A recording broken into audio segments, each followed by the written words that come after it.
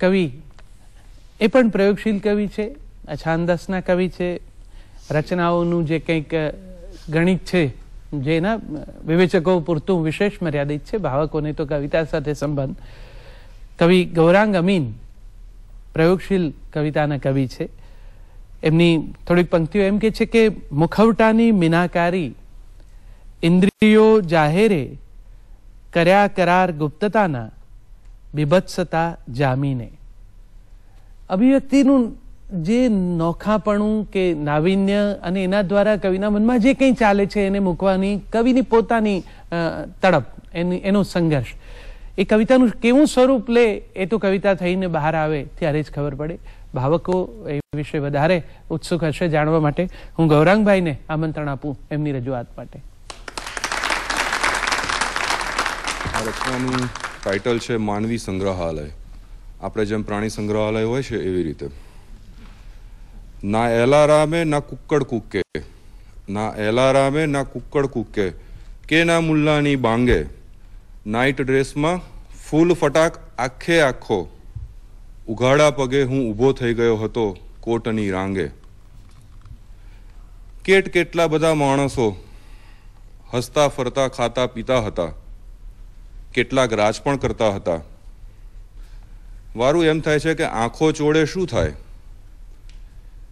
ચાલ બગાસું ખાઈ પાછો સૂઈ જા.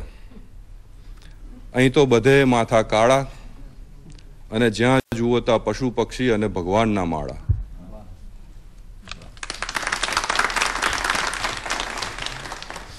બીજી પણ એવી જ કંઈક વાત છે જેમાં ઉત્ક્રાંતિ અને મનુષ્ય ભાવ એના વિશે કંઈક કહેવાની કોશિશ કરેલી છે.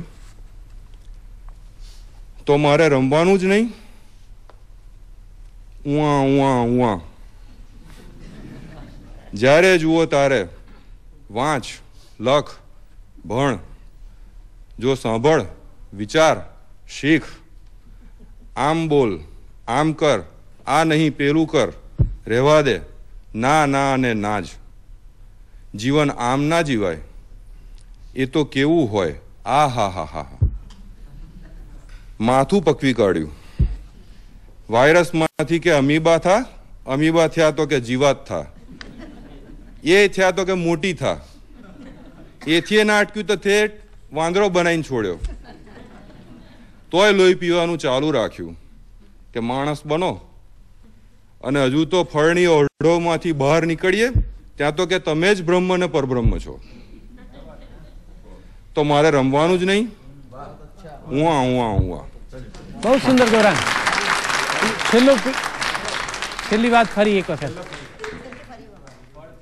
હા, ફળની ઓરડોમાંથી બહાર નીકળીએ તે પહેલા કે તમે જ બ્રહ્મ ને પરબ્રહ્મ છો. તો મારે રમવાનું જ નહીં, ઉઆ ઉઆ ઉઆ. બહુ